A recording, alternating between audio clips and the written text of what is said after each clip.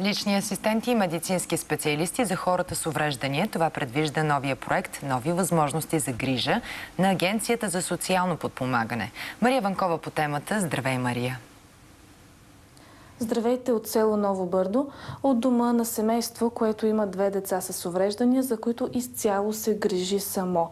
Това е кухнята на семейството, а това е стаята, в която в момента живеят. Със сигурност ще кандидатстват по новия проект. Напетела какво е това? Гръгън. Виолета не оставя сами нито за миг двете си деца с увреждания, пораснали отдавна. Ани е на 40, Дидо на 39. Не, така ще изслагам, бе. Заради грижите за тях, Виолета не е натрупала достатъчно стаж за пенсия. Пенсии получават децата й по 132 лева. Ами аз живея на техния гръб. Болен здрав носи. Спасението е Виолета да стане личен асистент на децата си по проекта "Нови възможности за грижа", срещу което да получава възнаграждение. Майката обаче не отговаря на условието да е в трудоспособна възраст.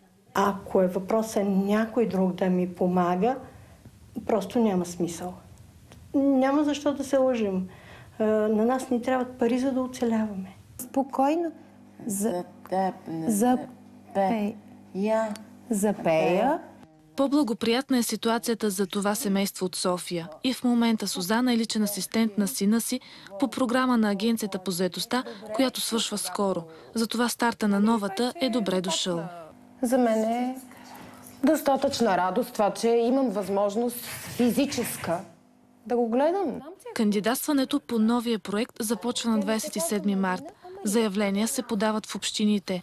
Могат да се включат хора с увреждания, семейства на деца с увреждания, хора над 65 години с невъзможност да се самообслужват и самотно живеещи тежко болни.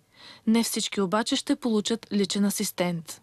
Ще бъдат извършени обстойни оценки в дома на потребителя, така че наистина да бъдат включени най-тежките и нуждаещи се случаи.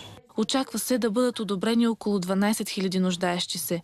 Те ще имат право и на медицински специалист, който да ги посещава вкъщи, за да им постави инжекция, например.